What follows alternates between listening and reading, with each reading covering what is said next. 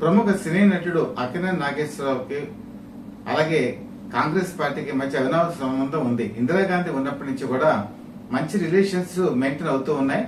ఒకనొక టైంలో రాజీవ్ గాంధీ అక్కినేని నాగేశ్వరరావుకు రాజ్యసభ సీటు ఇద్దామని కూడా ఆలోచించి ప్రపోజల్ ఇచ్చారు.